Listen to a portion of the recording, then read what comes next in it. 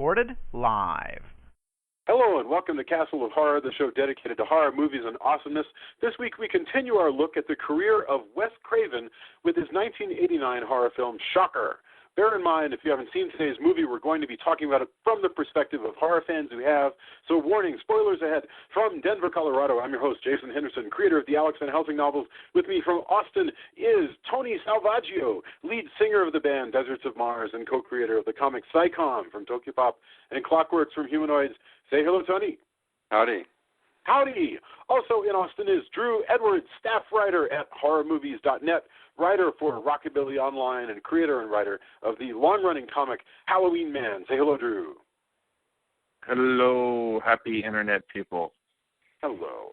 And finally, also in Denver, as always, color commentary from the lovely attorney Julia Guzman. Say hello. Oh, thank you so much. Hello. Hello.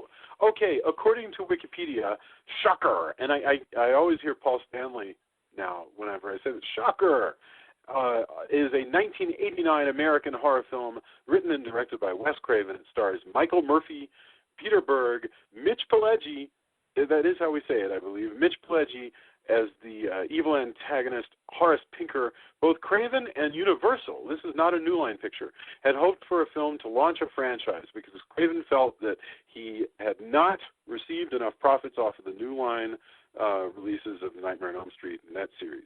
So this was intended to be a launch that would rival Freddy Krueger. So let's get some opening thoughts, and I also want to mention just off the bat that this is the only movie that we have done that features a cast member of Count Yorga Vampire. So I feel like there's a wonderful pedigree at work here because Michael Murphy, who plays the main detective here, was actually, if I recall, he was the young guy in the van who got killed by Yorga. So anyway, he was like a jealous boyfriend or something along those lines. So opening thoughts. Tony, you're the one who chose this movie, so we're going to go Tony, Julia, Drew, and then if I have anything to say other than Count Yorga, if you're a cast member with this, I'll come up with something. So Tony, lay it on us. Opening thoughts. Shocker. I really dig this movie, even though now that I've watched it again and it's been a while, it's kind of a mess in a lot of ways, but it's such an enjoyable mess. And again, it combines two of my favorite things, horror and heavy metal, and the soundtrack is so killer. And and the soundtrack, the instrumental part of the soundtrack's on Amazon Prime Music as well. So every once in a while, I stream the parts of the soundtrack that I never listened to when I was younger, because I only had the rock part of the soundtrack on cassette, no less. I really like this movie. It really, like I said, is kind of a mess because the rules are never really kind of defined.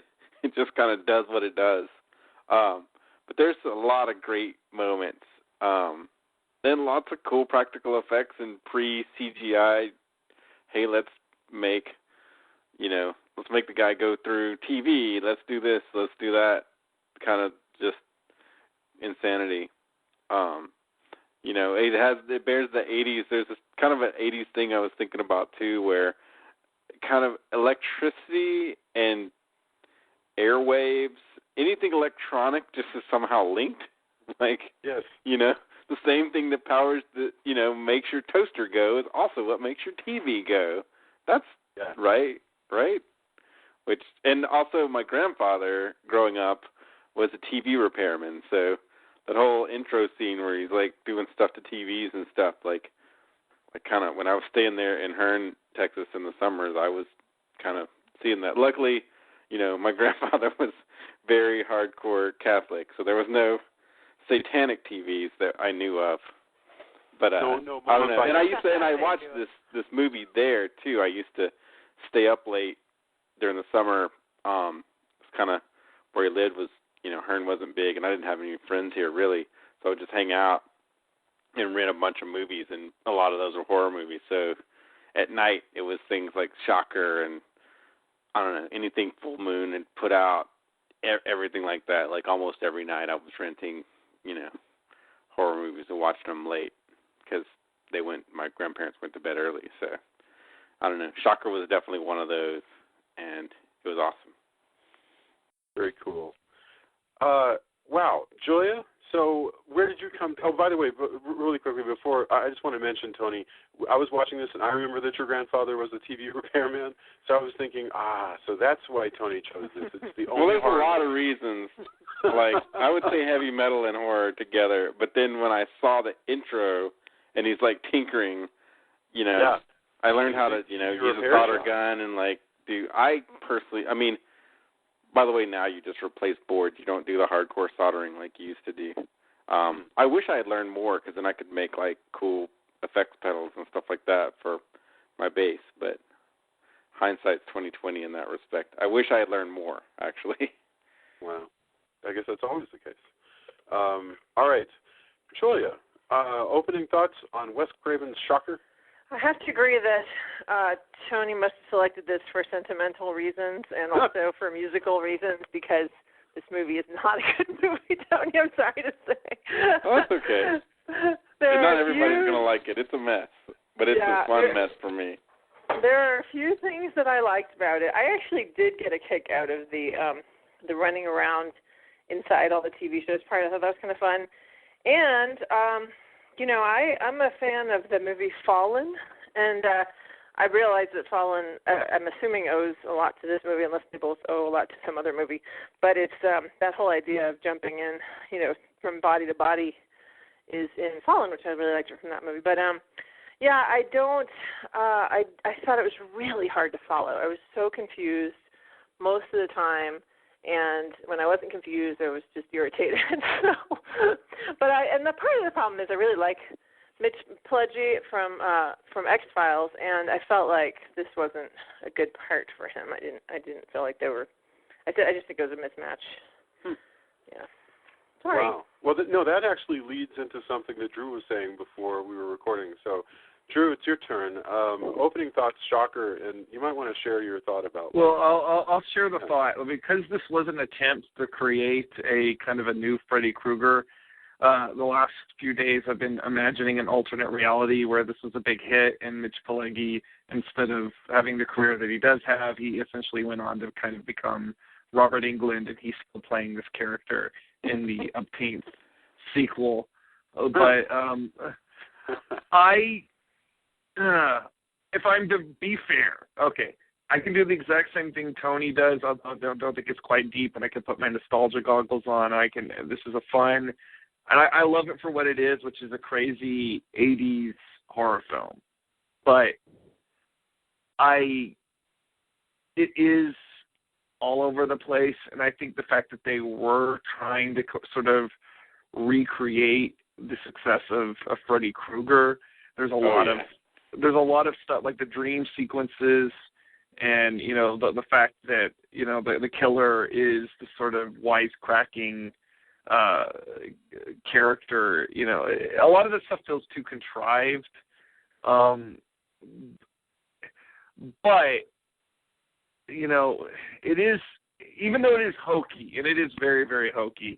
The soundtrack is really cool. It's a really great 80s rock soundtrack, and it's a mess. I will concur with Tony. It's a mess, but it's an entertaining mess. And while I also agree with Julia, if I'm to take my nostalgia goggles off, it's not a particularly good movie, and it's definitely not I would definitely not say it's Craven's best movie, but it's entertaining.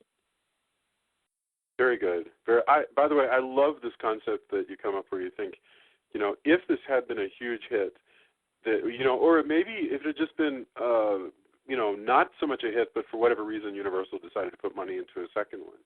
Mitch Pileggi found his way into doing like 9 of these things. Then you're right. Mitch Pileggi would probably never have been on the X-Files. And, you're right. You'd be going to conferences, and there'd be Mitch Pileggi signing autographs and, maybe like wearing the orange jumpsuit sometimes and throwing his arms up in the air and going, just to get people to freak out. Yeah. I want to live in your alternate world because I could come up with a few others that would make me really happy. But that's awesome. My main problem here, so I really liked a lot of this film. and especially towards the end, I think some really cool stuff. I feel like the first 20 minutes or so, I had a hard time, and I feel I hate it when a movie makes me feel stupid, where I'm not quite following whatever is going on, and I feel like if Wes were there, he would go, well, don't you understand? I mean, that's a dream sequence, and this is this, and now we're in the real world, and what she just said is laying down some key plot points. So, but it's not that big a deal. Just follow along. But I was confused. That's my number one problem. My number two problem is that I feel like there is a thing in the movies called the promise of the premise, which is the thing you put up on the poster and you tell people the movie's about. Like in this one, the promise of the premise is, what if a serial killer gets executed and comes back as an electric man and is able to get revenge and continue, harassing people? And one man is able to stop him. That's the premise. That should happen in like 20 minutes. And instead, in this movie, that happens nearly an hour into the film. I mean, it takes a long time to get around to giving Mitch Pileggi the electric chair. Yeah, I'd forgotten about that too. Like, yeah. I for some reason pictured the electric chair part way sooner. Well, than I don't know. And then all of a sudden I was like, wow, yeah, I forgot this did take a long time. By all logic, electric chair stuff and into all that, that's like where Act 2, the bulk of the movie, is supposed to begin. But this movie... Well, the funny thing is the electrical aspect of this character they don't even really get into until like the final act. Like they spend more time on the body hopping stuff than I feel like the electricity gimmick, which right. He uses electricity to body hop. He'll like how? He'll like, I don't know, through a special effect, this thing goes zap and he jumps into. And I dig all that stuff. But the thing is, for some reason, so what this needed is one more shot where Wes Craven or somebody took the first hour and cut it down to about 20 minutes. And you would miss all kinds of stuff. But, I mean, it wouldn't be the end of the world because then you'd get into the actual movie really fast. And in fact, let's just start because there's really only like 4 major segments of the film. We begin with, like Tony talked about, we begin meeting a serial killer who is a television repairman, played by Mitch Pileggi, who is a big hulk-hunking guy. He's huge, and he walks around in a he has his television repairman's outfit, and he has a whole sort of inner sanctum, at his barn where he repairs TVs, and he has and stuffed small animals. Right. Well, yeah, in the inner sanctum, he's been like doing black magic and mummifying cats and doing all kinds of things that we'll later find out will give him magic powers. But as we open up, basically this guy is so powerful that he has been terrorizing this town and killing family after family, whatever town this is. And across from him, we have our main character, who is this... Jonathan. Right, and he's a football player. Peter Berg. He is, I guess, a college football player. He has his own place. He has a girlfriend. And he is quickly realizing that he has a psychic link with Mitch Pileggi, the killer. And unfortunately, what happens is the foster family that he grew up with has just been murdered. And so the only 2 people... Except for the dad. Right, the only 2 people who left are the dad, who is a police detective in charge of hunting down Mitch Pileggi, and Jonathan, who is, again, the kid. Now, did you guys... I found this a little dissatisfying because I felt like your whole family getting slaughtered by a serial killer would be so crippling that it was hard that I felt like these characters never acted like a couple of people who everybody they grew up with had just been killed. No, you're right. They acted like they were just investigating a crime. Right.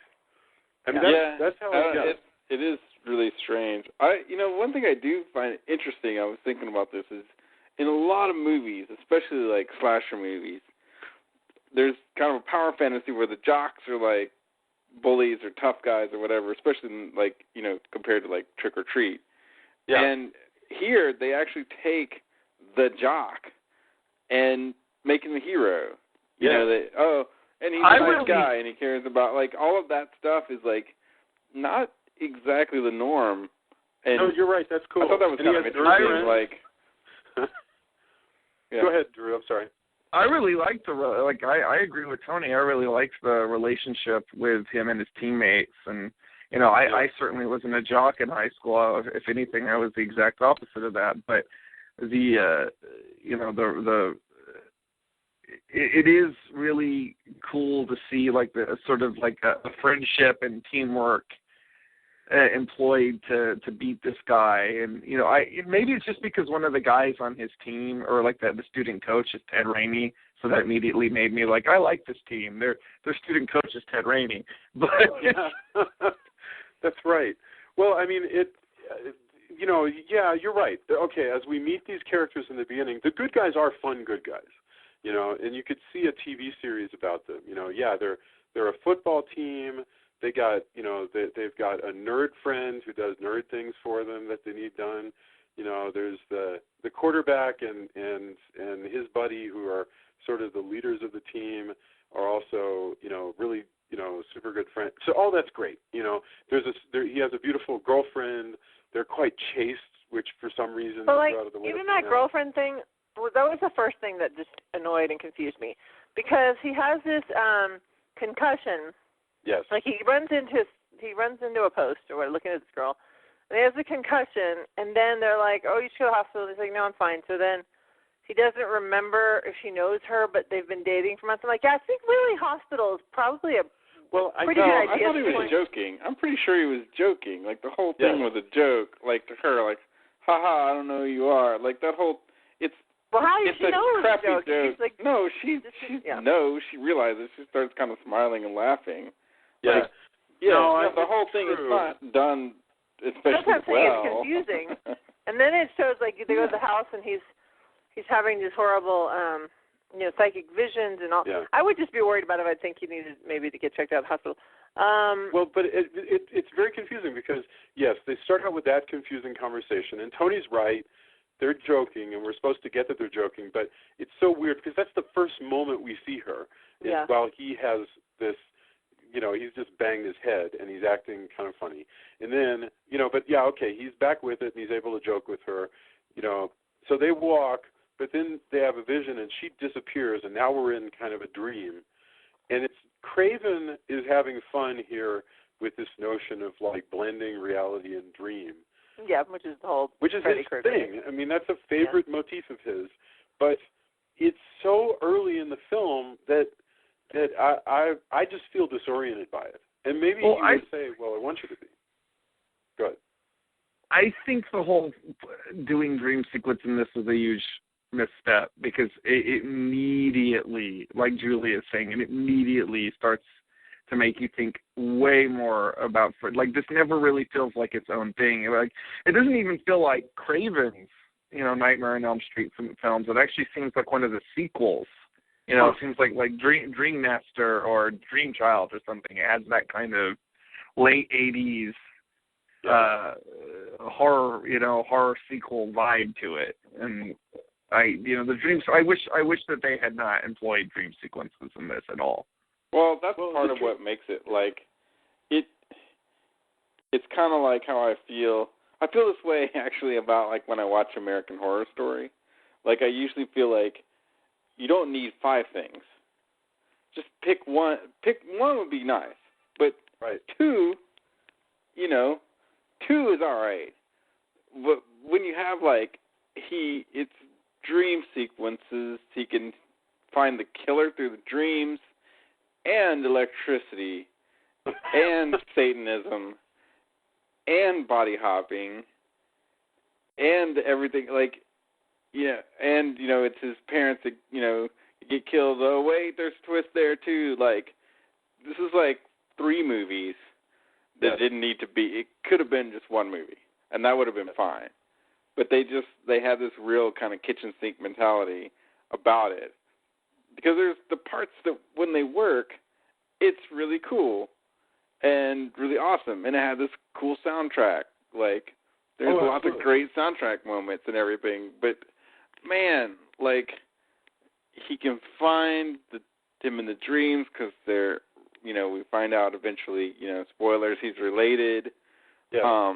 That comes super late. The girlfriend passes on stuff. The way.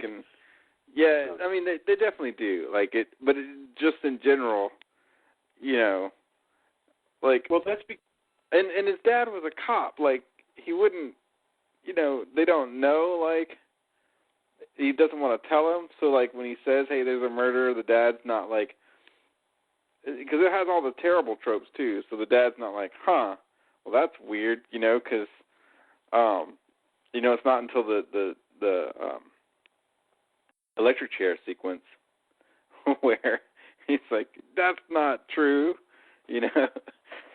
And dad's like, well, now that you mention it, it's just such a weird, just blender of things. I still like it a lot, but it could have picked two things, and that would have been fine. Or, just electrical ghost serial killer. Yeah, no, that's cool too. That's cool enough. That's a whole movie right there, That's cool enough. Electrical ghost serial killer. He didn't have to be linked to anything. There didn't need that. There's 2 or 3 subplots that happen that don't even need to be part of it. Like, the dude, Satan reaches out from the TV in his cell and says, "Oh man," and I meant to. Looks like a little shop of horrors. He sounding voice. He says something like, "You got it," or something like this. Something just. You really got it, baby. Yeah, like, it tells him to go out in the world and basically be the shocker. Like, that's cool enough. Like, electricity. Again, going back to eventually he can go through the airwaves because electricity. But which isn't really how that works. But okay, I'm down with 80s horror. That's a thing. We had this going on in the 80s. Now it'd be he could go through the internet or whatever. But I think you just the extra shocker of just him going from YouTube video to YouTube video. That would be fine. I'd be down with that. Right there. Yeah, but it's just. It didn't need the dream sequence and stuff like that. Although, I kind of do like the part where he realizes the thing and his girlfriend comes back and everything. Because in most movies like this, the jock is kind of a jerk, and his girlfriend's kind of vapid and stuff like that. When they actually kill her off, then that becomes a big subject of his revenge. Really wanting to stick it to Horace Pinker. I don't know. That was always pretty effective to me. But it's in amongst, all the other craziness.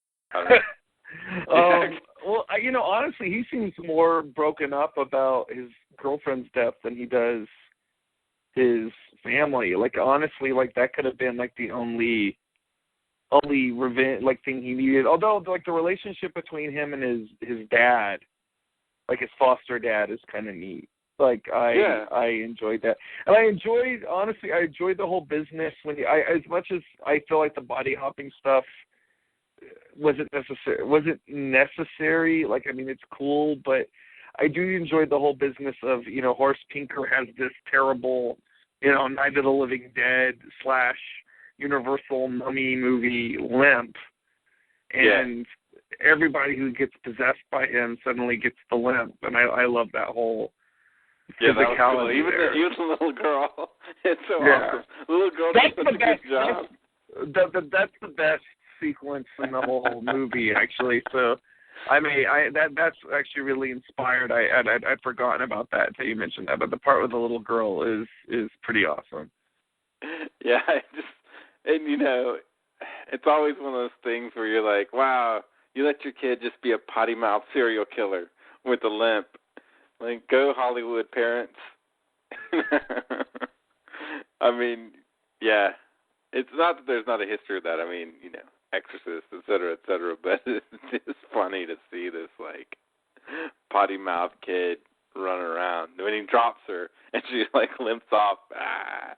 Oh man, it's just got so much good '80s stuff. Like maybe it is nostalgia glasses, but it's just got so much fun that even if it's just a mess, I still really dig it. I don't know. Well, I mean, as we've pointed out multiple times during this retrospective, Craven has chops. So even like his bad movies have like good moments in them because he just had skill. And I think the stuff that we're talking about that is good. I mean, that's not just the nostalgia goggles. You know, it's there's fun stuff that's in this, even this though it doesn't really come together to create.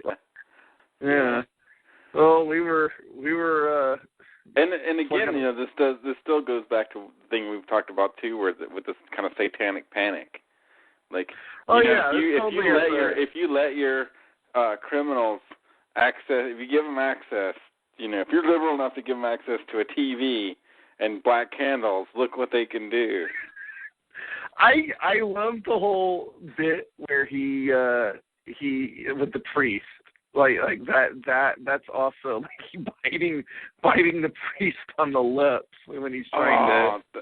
Like I know Julie was saying that she thought he was miscast. I don't actually think he was miscast. I think that he's great. I think he hams it up in all the ways that, like, if you're going to play that, he hams it up in all the ways you should ham it up. Yeah, I mean it's very easy to see him having like a Robert Englund like career if he needed to.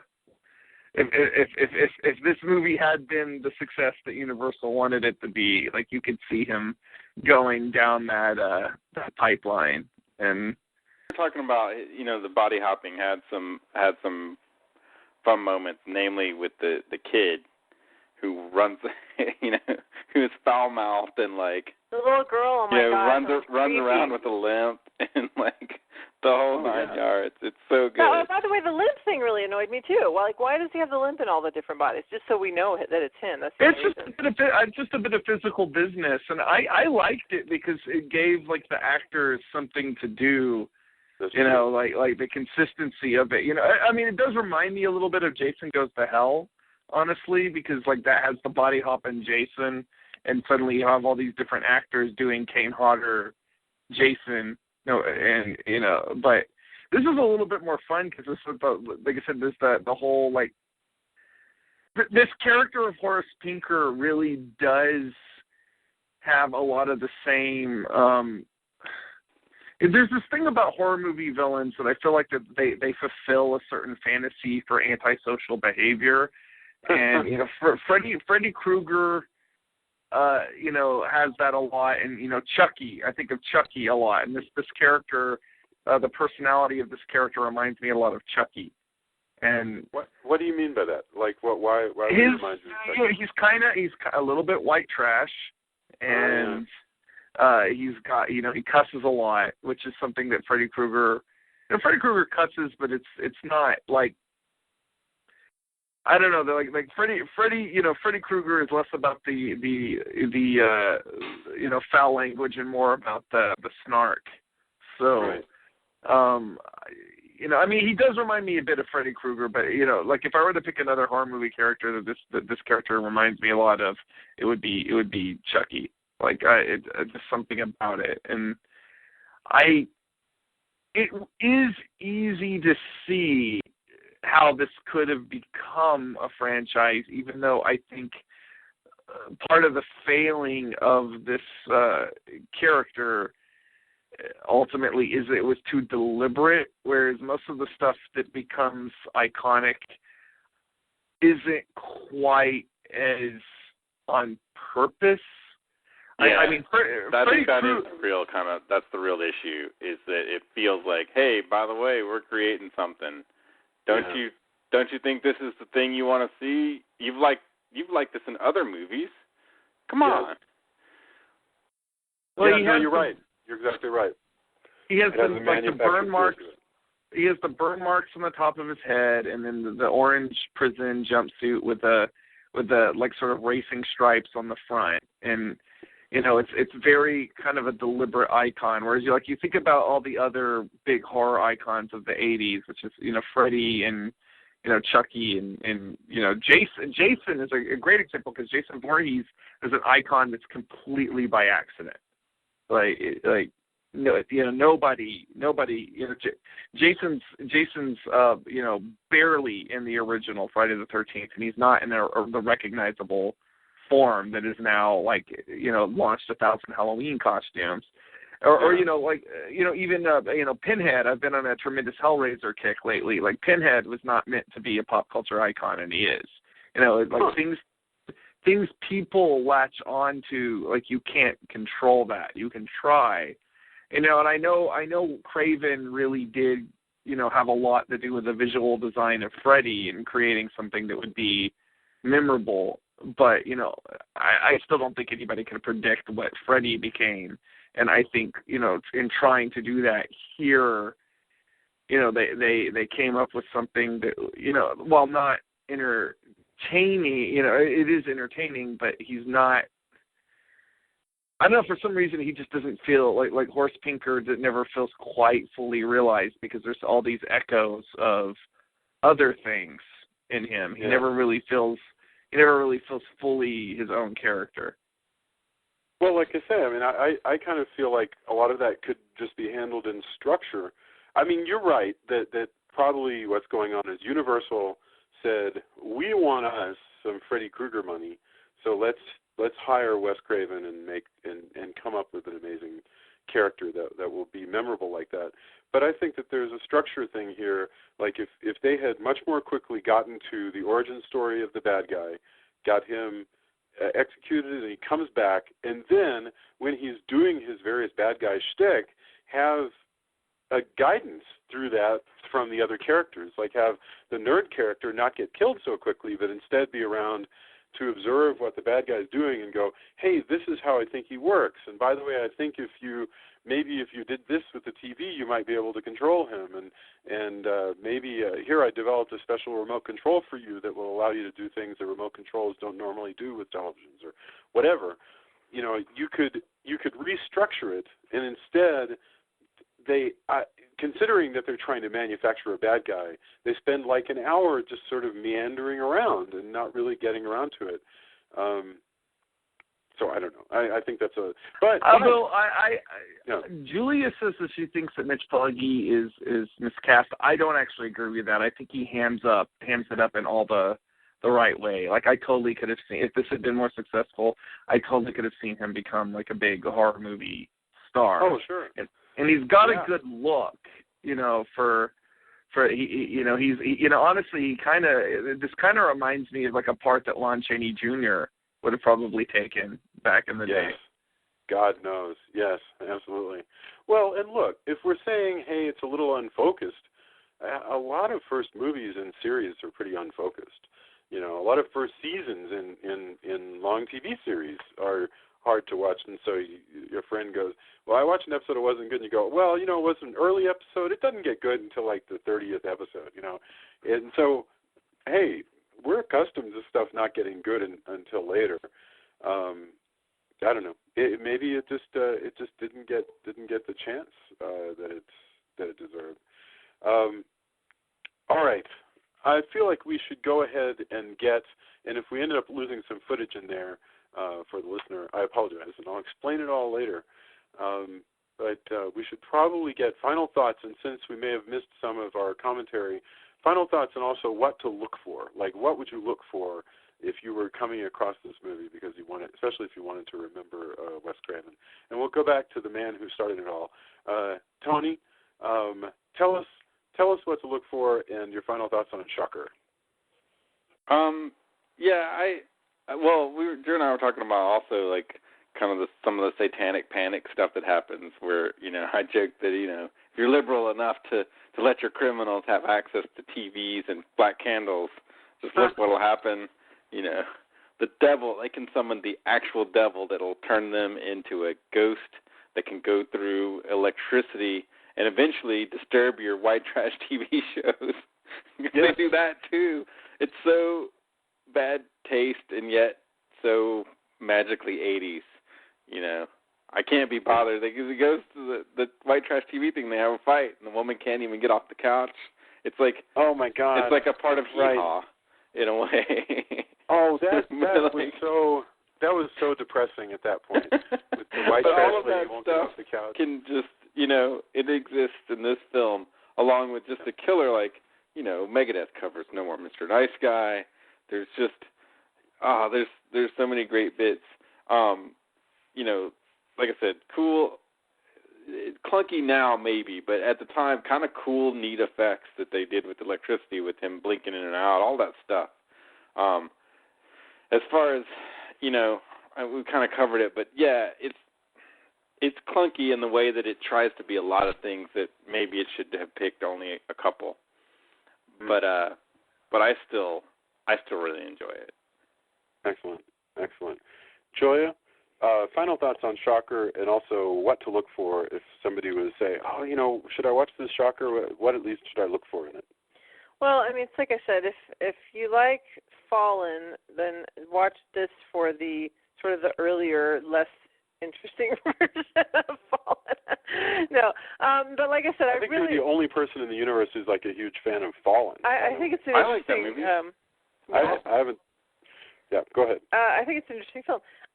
No, like I said, the one thing to look for in this is it's really funny to just watch these characters show up in different TV shows and have the characters in the TV shows like interact with them, like see that they're there. So it's not just they're there observing; they're actually interacting with everything that's going on.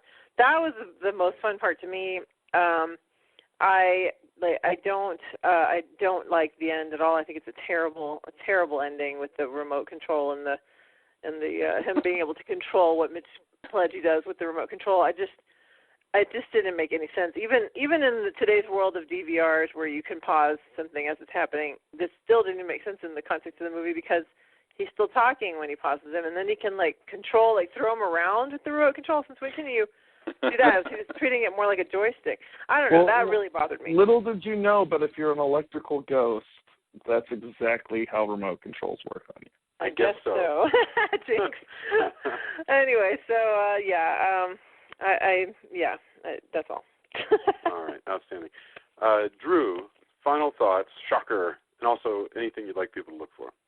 Well, I think if there's one thing that you need to look for in this movie is that there is Timothy Leary as a trashy telepreacher during the TV sequence. Oh, yeah. That's great, pretty actually. amazing. Yeah. Tonight I was reviewing this as a critic, so I had to say No More Mr. Nice Guy. See what I just did there? But most of the time I watch this movie, I'm going to put those nostalgia goggles right back on, and I'm going to enjoy this as a crazy 80s horror film, and I like crazy 80s horror films. So, if you like 80s horror films, this may not be the greatest horror film in a decade that, Lord knows, made a ton of horror films, but it's solid enough, or at least solidly entertaining enough that I think it's worth a viewing, especially in this time of mourning Wes Craven. Yeah, no, that's a good point, and I agree. If I think of it in terms of a goofy horror film that I might really enjoy, on a Saturday morning, while I'm making omelets and watching a horror movie, you're absolutely right. I think that's, and this is my final thought here, is that it's true. It doesn't stop. It doesn't get boring. I was disappointed in its structure, but maybe that was an unfair thing to think. And I think if you're going to look for something, forget Mitch Pileggi. I love the evil little kid who tries to kill him with a backhoe. I think that's cool, and that evil kid with her affected limp and her move it motherfucker and stuff like that. I loved all of that. I also love seeing the girlfriend's ghost who shoots through the water, like a motorboat. That was really neat. Going, Jonathan, and she just goes through the water. Awesome. So that's cool. Let us do endorsements, actually, because I want to know, it's Halloween time. I want to know what you guys are watching, listening to, what have you. Tony, do you have anything you'd like to let us know about? Oh, man, now that you mention it, I had something and I have totally spaced, other than the show that I work on doing effects for and technical direction, doing all kinds of tech stuff. Ruby, RWBY from Rooster Teeth. Like, we aired our first episode, and I'm pretty proud. The team really, really did right by this. It looks the best it's ever been, not just because I'm working on it now, but if I saw it just out and about. We really put blood, sweat, and tears into this. So, if you're a fan and you like anime and you like cool stuff like that, then I would say Ruby. Check it out. I'm but a small part of the really awesome team that does this, but it's ended up being really cool. That's Ruby, RWBY. Yes, I'm seeing a lot about it. That's really awesome. Yeah, we ended up in like Entertainment Weekly and all kinds of cool stuff like that. It's pretty crazy. Fantastic. Well, congratulations. That's great. Thanks. Oh. All right, I will definitely watch it. Julia, do you have anything to endorse? We just went and saw The Martian, which is a really neat movie. I really liked it a lot. I totally believed that Matt Damon was on Mars. I don't think I ever was like, oh, that looks so fake or anything like that. That was really good point. Really good. The only thing that was super fake was the Johnson Space Center, and I only say that because I lived 5 minutes from the Johnson Space Center my whole But it's and my future parents still Johnson do. Space Center. But even future Johnson Space Center is not going to be that way, at least not if it's in the same location. I suppose it could be in a different location, but it said Houston, so I'm thinking it's probably the same location. I'm like, there's no way that space was the space where it's. But whatever, they have to do what they have to do. But yes, it is the future. I did allow for that possibility as being a reason why it was different. But yeah, dropping the phone. I like it a lot. It's really neat and tear-jerky and fun. Very cool. Drew, do you have anything to endorse this week? Oh, yeah. My endorsements are all self-serving this week. Last week on Comixology, we released the collection of the first 9 issues of the Halloween Man Comixology series. It is called Ray Gun Gothic. It has been getting really good reviews online, which is always gratifying when people get it. So it is $7.99 for 253 pages of comics. That is a pretty good value by my estimation. And if you want an analog copy, you can order that on Indie Planet and enjoy it that way. It's more expensive through Indie Planet. It's about $20 on Indie Planet. But then you get the joy of actually having a copy that you can pick up and juggle, and if you get angry at somebody, you can throw it at them because it's a big, heavy book. But either way, you can check it out on Comixology for that instant gratification, or you can get it on Indie Planet and have it mailed to you. This Wednesday, the 28th, we are releasing our giant 15th anniversary issue of Halloween Man, which is going to have a bunch of new stuff and some of our representing some of our old web comics from the last 15 years. And it's got a gorgeous brand new cover by one of our Halloween Man graduates, Nicola Scott, who has gone over to do all sorts of awesome things for DC Comics, and she's got a new book that is also coming out very soon called Black Magic, which she's doing with Greg Rucka. So it's been cool to watch her career grow, and the fact that she's actually still somewhat involved with Halloween Man and paying respect to those characters after all these years was neat to see. And her cover is indeed incredibly gorgeous. And like I said, we try to keep our prices fair. So that is going to be $1.99 for 93 pages. So you can enjoy that on Comixology. And please, if you do like Halloween Man, tell your friends and drop by our Facebook group and let us know, because we are plugging away and we got a lot of cool stuff coming out in 2016. And, we're going to keep around for another 15 years, if not longer.